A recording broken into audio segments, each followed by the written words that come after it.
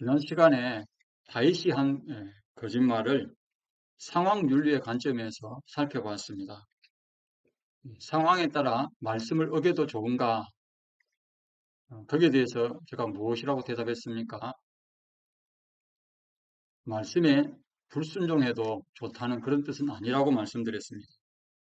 그런데 본문 8절에서 만나는 다윗은 또다시 제사장 아히멜렉을 속여 대답하는 것을 봅니다.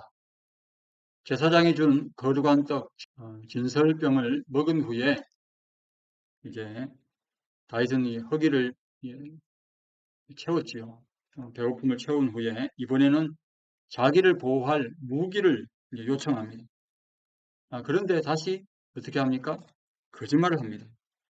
자, 이러한 다윗의 행위는 앞에 한 거짓말을 정당화하기 위해서 새로운 거짓말을 한 것이 아니라 음식과 무기를 제공받으려는 하나의 행위로 보아야 합니다.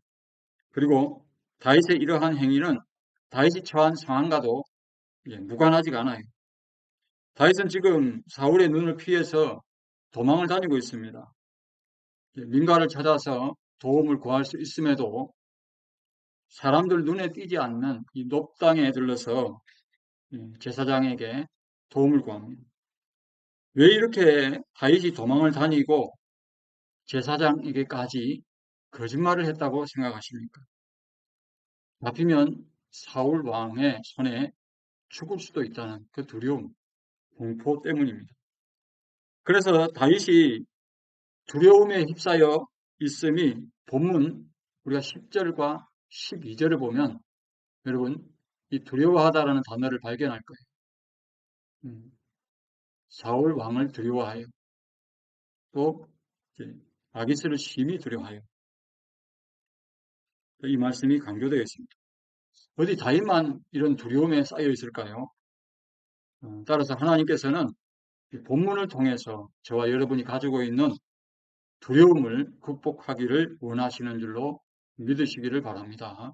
첫째로 어제의 승리를 다시 경험하려면 두려움을 반드시 극복해야 합니다. 그 말씀이 본문 7절에서 9절 말씀입니다. 본문 7절을 보세요. 보시면은 다윗은 지금까지 사울을 피해서 도망 다니며 자기의 은신처를 숨겨왔습니다.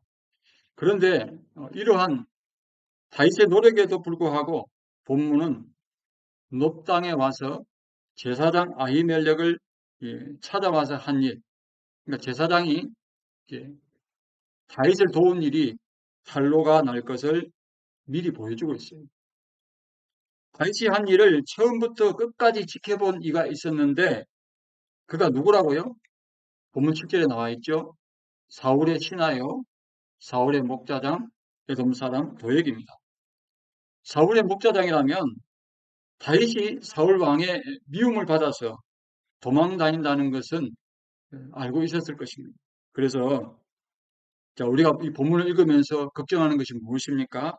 이러다가 다윗이 어디 숨어 있다는 것과 또 숨어 다니면서 무슨 일을 했는지 사울 왕에게 낱낱이 밝혀지겠다는 것입니다. 이러다가 다윗이 사울 왕의 손에 잡혀 죽을 수도 있겠다는 그런 분위기를 읽을 수가 있습니다. 본문 8절을 보시면은 다윗이 에돔 사람 도액을 발견했을 때는 이미 늦었다는 것을 알 수 있어요.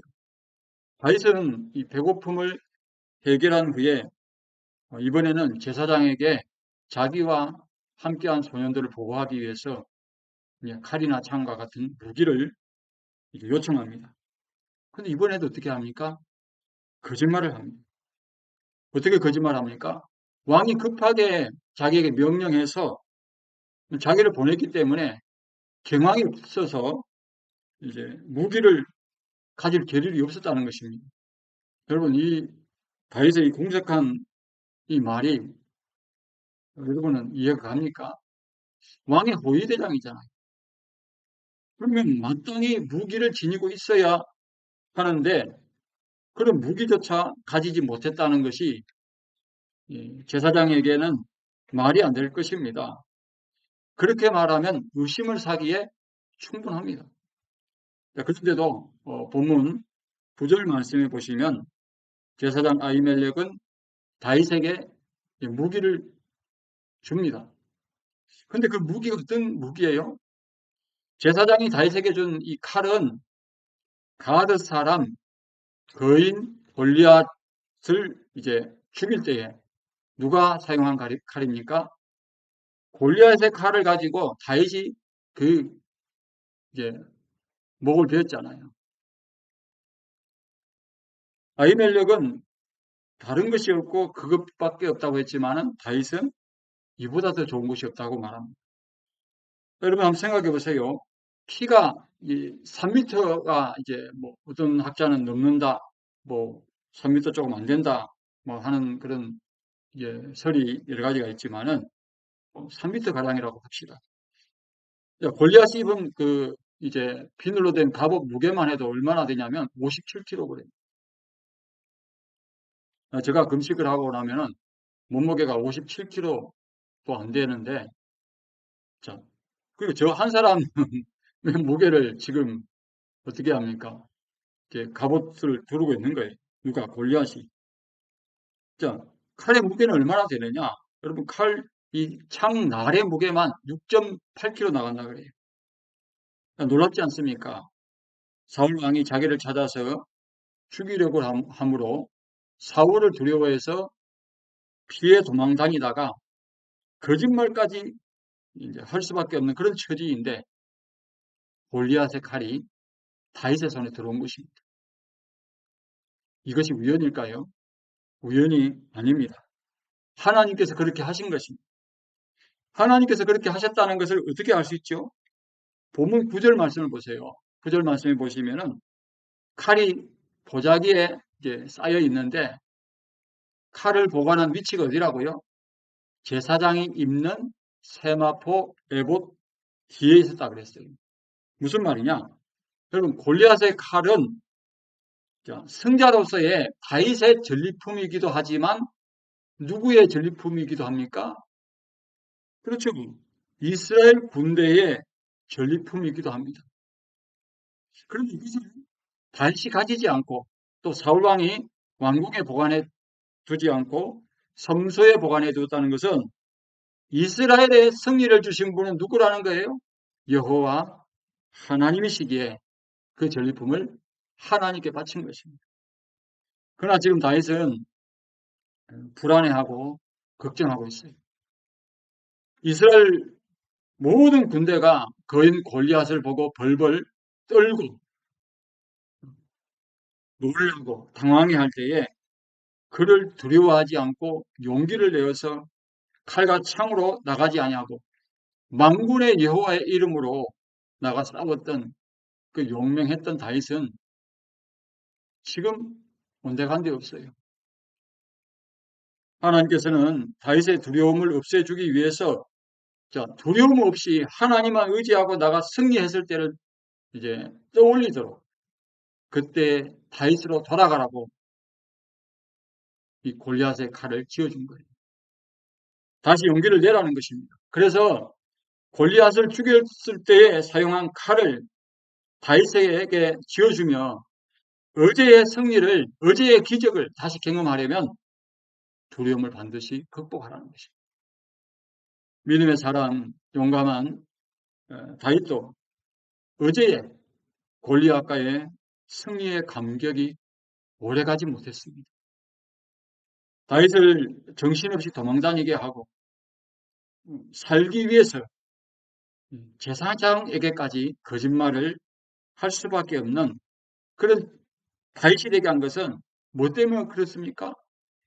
다윗 마음속에 있는 두려움 때문이겠습니다. 아무리 다윗이라고 하더라도 이 두려움을 극복하지 않으면은 어제의 승리가 오늘의 패배가 될 수가 있어요. 만약 이렇게 여러분 용기도 또 믿음마저도 다운되어 있는 상태에서 골리앗과 같은 그런 거인족을 다시 이제 맞닥뜨리고 맞짱을 떠야 하는 그런 상황이 온다면 어떻게 될까요? 두려움이 극복되지 않는 상태에서 나가 싸우지도 않겠지만은 등을 떠밀려서 나갔다면은 아마 죽는 것은 안 봐도 비디오일 것입니다. 혹 여러분도 다윗과 같은 상황은 아니지만은 지금 불안해하고 있습니까? 걱정하고 있습니까? 그래서 두려워하고 있어요. 그렇다면 여러분, 지난날 여러분이 이런 처지에서도 염려하지 않고 걱정하지 않고 불안해하지도 않았던 두려워하지도 않았던 그때를 추억해 보시기 바랍니다. 일체절명의 상황에서도 걱정하지 않고 불안해하지 않던 그때에 여러분으로 돌아가 보시기를 바랍니다. 어제의 승리를, 어제의 기적을 다시 경험하려면 두려움을 반드시 극복해야 할 줄로 믿으시기를 바랍니다. 그렇지 않고 두려움을 피해 달아나면 어떻게 됩니까? 둘째로 두려움을 피해 달아나는 것은 두려움에 지는 것입니다.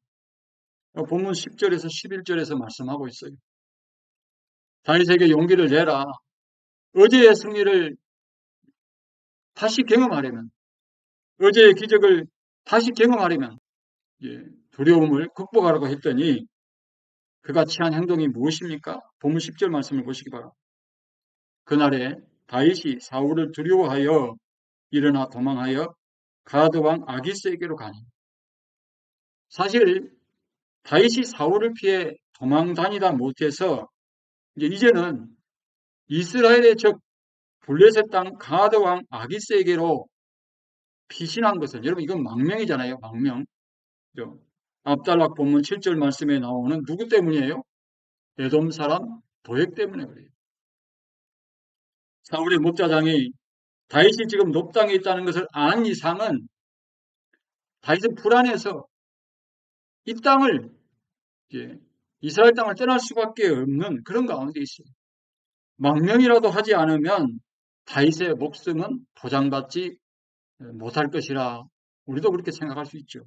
그러나 여러분이 본문을 보시면서 놓치지 말아야 하는 것이 있습니다. 다윗이 사울을 두려워해서 도망 다니면 다닐수록, 그렇죠? 자기 신분을 노출하기를 두려워해가지고 거짓말까지 하면 할수록 어떻게 이제 상황이 전개되고 있습니까? 다시 꼭꼭 감추고 숨겨져 있습니까? 그렇지가 않아요. 그가 어디에 숨어 있는지, 또 숨어 다니며 무슨 일을 하고 다니는지를 다 노출이 되고 있어요. 여러분 이거 성경을 보다가 이거를 여러분이 볼 수 있어야 합니다. 다윗은 한 가지 잊고 있는 것이 있습니다. 그가 블레셋 땅 가드 왕 아기스에게로 망명한 것 때문에 이제 사울의 손아귀에서 벗어났다고 생각할지는 몰라도 두려움을 극복하지 못했어요. 두려움과 맞서 싸우기보다는 도망다니는 다윗은 두려움에 치고 있습니다. 우리가 다윗의 처지를 생각해 보면 그럴 만한 상황이라고 이해할 수 있을 것입니다. 오죽했으면 어디 도피할 데가 없어서, 어디 피신할 데가 없어서 적의 나라로 망명했을까라고 좋게 생각한다고 해도 다윗의 이러한 모습은 골리앗의 칼을 든 이전의 다윗과는 전혀 다른 모습입니다. 우리는 두려움을 극복하기보다는 도망치는 다윗의 연약한 모습을 보며 누구를 봐야 하는 겁니까? 우리 자신을 볼 수 있어야 합니다. 두려움을 피해 달아나는 것은 두려움에 치는 거예요. 사울 왕 때문이라고 하지만 아니지요. 다윗의 마음속에 있는 두려움 때문입니다. 본문 11절 말씀을 보시기 바랍니다. 아기스의 신하들이 아기스에게 말하되 이는 그 땅의 왕 다윗이 아니니까 무리가 춤추며 이 사람이 이를 노래하여 이르되 사울이 죽인 자는 천천히요 다윗은 만만히로다 하지 아니하였나이까 한지라. 다윗이 두려움을 극복하지 못하고 계속해서 두려움을 피해 달아나므로 하나님께서는 다윗의 정체를 아예 어떻게 합니까? 노출시켜 버립니다.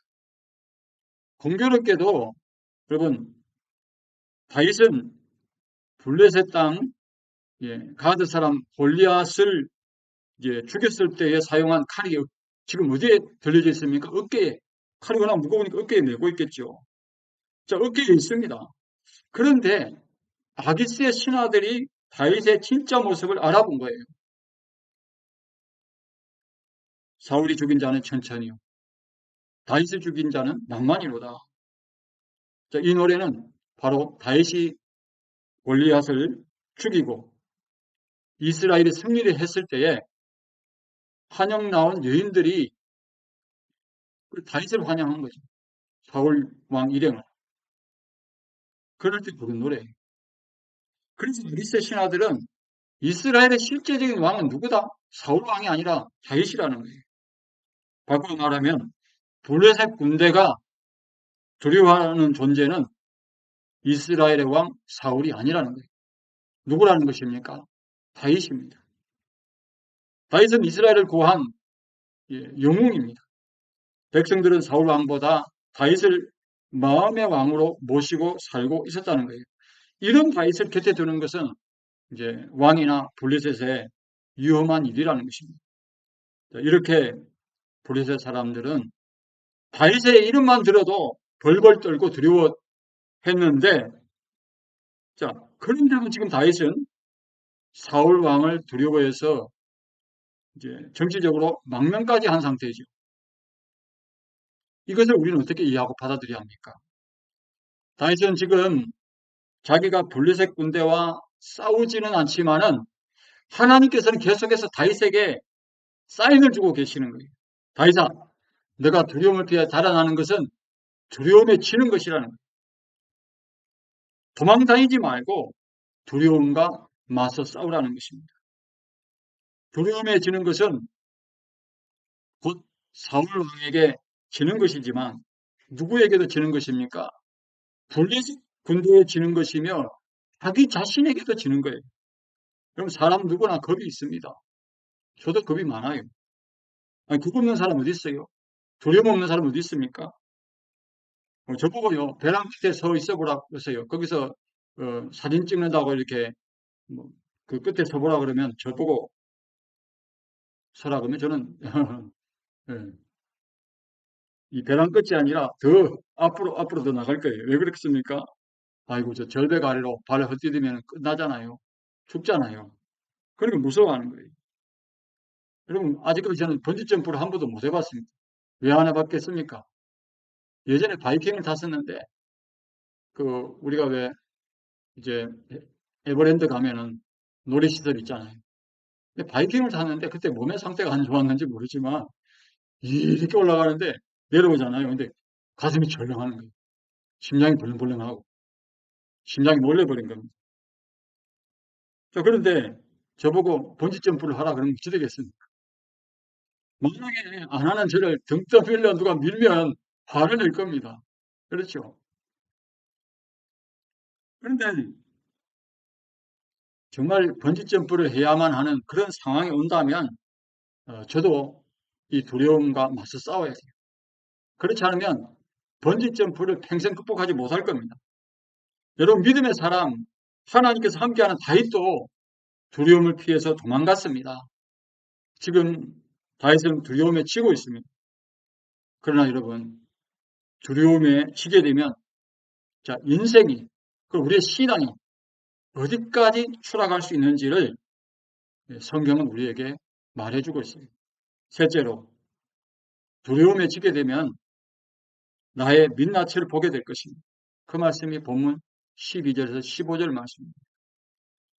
아기스 신하들이 다윗의 이제 진짜 면목을 알아봤잖아요. 그 때문에 다윗은 자기 정체가 탄로났으니까 겁을 먹습니다. 아기스의 신하들이 후한을 없애기 위해서 다윗을 죽여 없애자고 그렇게 왕에게, 아기스 왕에게 구하지 않았잖아요. 자, 그런데도 다윗은 자기 정체가 완전히 탄로났기 때문에 난 이제 죽은 목숨이다 라고 생각한 것입니다. 가슴이 철렁 내려앉았을 거예요. 머리 핑 돌았을 겁니다. 현기증이 났었을 거예요. 그래서 사울 왕을 두려워한 것과는 비교가 안 되는 그런 두려움이 다윗에게 엄습합니다. 본문 12절 말씀을 보시기 바랍니다. 다윗이 이 말을 그의 마음에 두고 가드 왕 아기스를 심히 두려워하여. 아멘. 자, 성경은 아기스의 신하들이 한 말, 그게 무슨 말입니까? 예? 자, 사울이 죽이지 않은 천천히요. 다윗은 만만이로다. 자, 이 말을 한 것 때문에 그 말을 마음에 두어서 다윗이 가드 왕 아기스를 심히 두려워했다고 했어요. 사울이 자기 신하들을 시켜서 다윗을 잡아와라. 그렇게 해서 죽여 없애려고 하지만은 아직 사울 왕에게 잡힌 것은 아니잖아요. 더구나 자기는 사울 왕의 손이 미치지 않는 적의 나라 블레셋 이제 땅에까지 와서 피신해 와 있습니다. 그런데도 사울 왕을 두려워하는 마음이 채 가시기도 전에 자기 정체가 탄로가 나서 이를 알아본 가드 왕 아기스가 다윗의 목을 가져오라 할까봐 심히 두려워하고 있는 거예요. 정직한 다윗이 사울을 두려워해서 살기 위해서 제사장마저 쏘기는 거짓말을 했는데 이제는 가드 왕 아기스를 사울 왕보다 두려워해서 그 행동이 어떻게 변했다고 성경은 말하고 있습니까? 본문 13절 말씀을 보시고 그들 앞에서 그의 행동을 변하여 미친 채하고 대문짝에 그적거리며 침을 수염에 흘리며 자, 그적거리다라는 뜻은 뭡니까? 여기에 보면 그적거리다라는 것은 이제 낙서를 하다는 그런 뜻입니다. 알아보지도 못하는 그런 글을 갖다가 막 대문짝에다 쓰면서 침을 칠칠 흐르면서 마치 막 뭐 그렇게 있겠습니까? 뭐 저는 연기를 잘 못하지만은 그 완전히 정신이 나간 사람처럼 연기를 했겠죠. 여러분 생각해 보세요. 이렇게 미친 채 한 것도 상대를 이제 아기스 입장에서는 속이는 거잖아요. 그렇게 볼 수 있잖아요. 아기스의 신하들이 한 말 때문에 다윗은 그 말을 마음에 담아두고 이렇게까지 자기를 망가지게 하는 거예요. 이러한 행동은 다윗을 보는 사람들에게 저는 미치광이다. 그래서 미치광이로 오인해 가지고 다윗이 어떻게 해요? 이제 살기 위해서 기지를 발휘한 것이다라고 이제 생각하는 분도 있을 것입니다. 그래서 다윗이 한 행동은 연기다. 어떻게 보면은 본문 14절, 15절 말씀을 보시면은 이 아기스 왕이 그랬잖아요. 어찌 미치광이가 부족해서 나한테 데려왔느냐면서 다윗을 내치라 그러잖아요. 그렇기 때문에 다윗이 미친 채 한 이 연기가 아기스 왕에게 먹혔다라고 생각할 수가 있어요. 그래서 우리가 이제 다윗의 처지가 뭐 나라면 어떻게 됐느냐 할 때에 나도 그렇게 했을 것이다. 뭐 다윗의 편을 들어줄 것입니다. 또 하나님께서 다윗에게 이런 일을 겪게 하셔서 왕이 된 후에 지금의 치욕을 블레셋에 갚아 주고 다윗에게 그런 마음을 먹게 했다라고 또 이해하는 분도 있을 것입니다. 그러나 여러분 우리는 본문에서 다윗의 민낯을 보는 거예요. 사람들에게도 하나님께도 숨기고 싶은 이 보여주기 싫은 다윗의 민낯을 그 두려움을 우리는 마주대하고 있습니다. 그래서 많은 분이 다윗의 처량한 신세에 동정을 보내지만은 분명한 사실은 이때의 다윗의 민낯은 하나님에 대한 믿음도 용기도 두려움이 모든 것을 지금 삼켜버리고 있음을 볼 수 있습니다. 여러분 큰 비가 오기 전에 저 하늘을 여러분 본 적이 있죠. 큰 먹구름이 아직 그 내 주위에는 오진 않았지만은 내 주위는 아직까지는 뭐 하늘이 맑게 개어 있잖아요. 그런데 시커먼 먹구름이 왔을 때 어떻게 됩니까? 사방을 다 뒤덮어 버리잖아요. 그러면 캄캄해집니다. 두려움을 극복하지 못하면은, 여러분, 두려움을 이기지 못하면은 두려움이 내 신앙도 말이에요. 내 자신도 삼켜버려요. 물론 시편에 다윗이 도피 생활하면서 또 망명생활하면서 지은 시들을 보면은 다윗의 그 믿음마저 뭐 바닥까지 내려간 건 아니지 않느냐 라고 말씀할 수 있습니다. 그러나 여러분, 시편이 어떤 시편입니까? 다윗이 그걸 체험한 후에 이제 물론 지을 때는 그 즉시 뭐 자기가 했겠지만은, 그러나 다윗이 이 시편을 우리가 대할 때 이건 다윗의 경험이지, 과거의 일이잖아요. 그렇죠? 다윗이 이미 극복한 상태에서 이제 그걸 하든지, 아니면 그런 상태에서 그 믿음으로 승화시킨 후에 이렇게 지은 그런 우리가 시인 것을 알 수가 있습니다.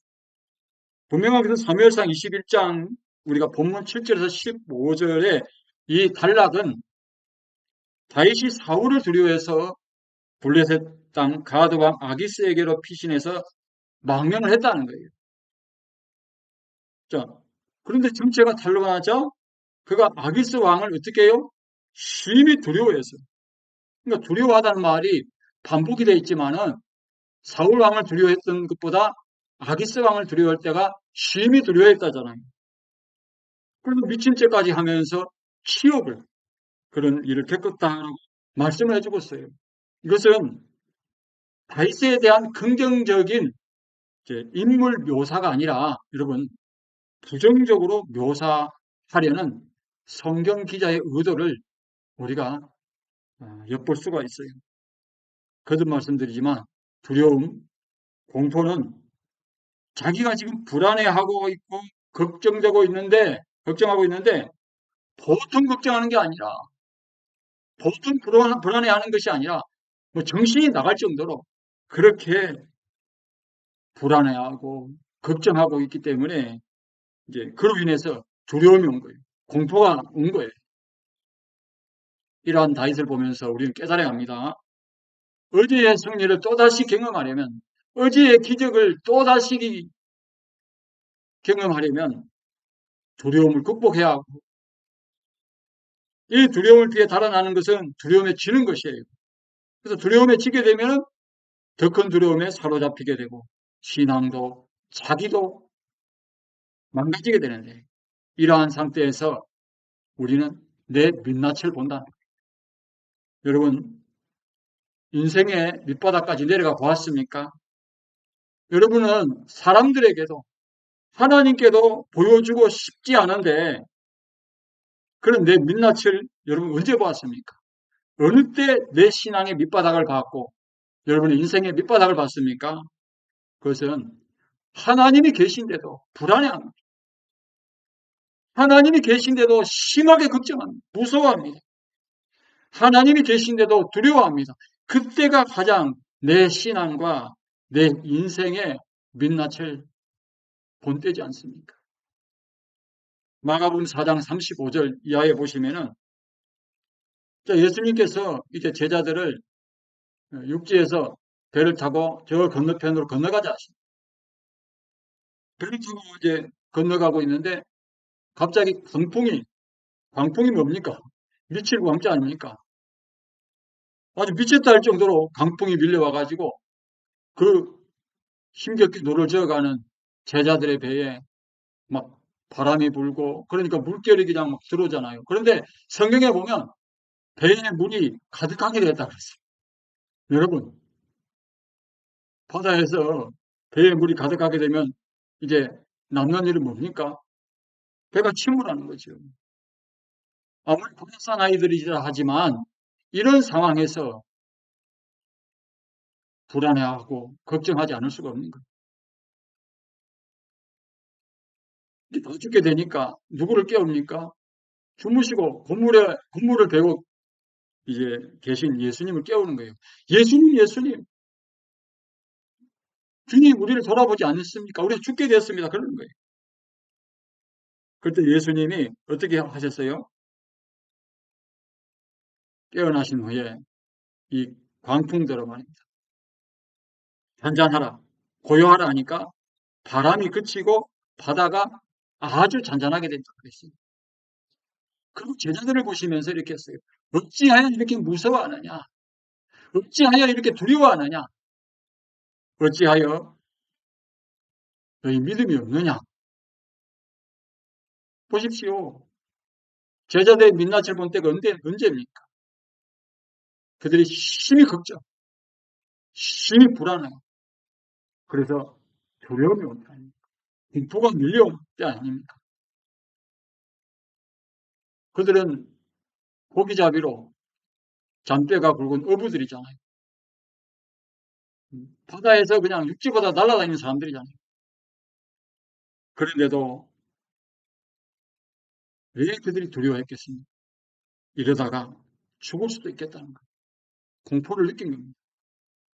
아직 그들 안에 있는 두려움, 어떤 두려움? 죽음에 대한 두려움을 극복하지 못했다는 거예요.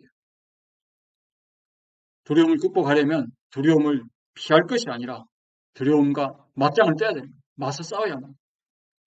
여러분, 왜 예수님께서 이런 상황으로 제자들을 인도하셨을까요? 그것은 제자들이 이 두려움을 극복하지 않으면 그들은 복음 전하다가 순교해야 할 사람들인데, 그렇죠? 뭐 제자 요한 빼고는 그렇죠?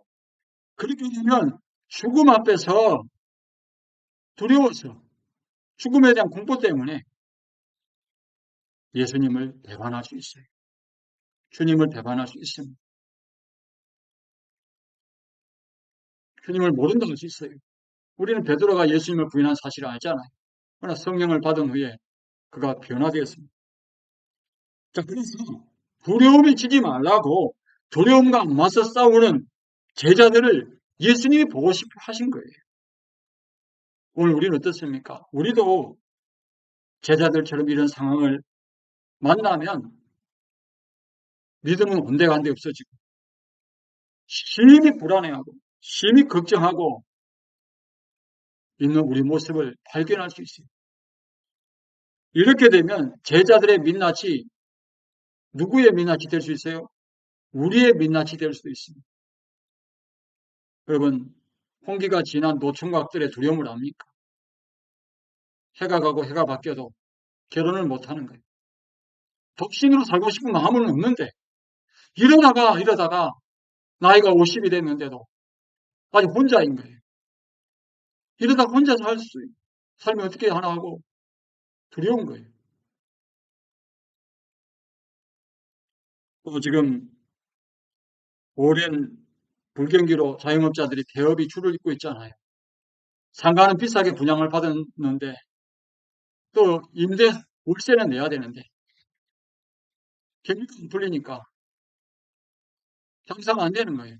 관리비 막 쌓여가고 월세도 쌓여가고 이러다가 보증금도 못 건지는 거예요.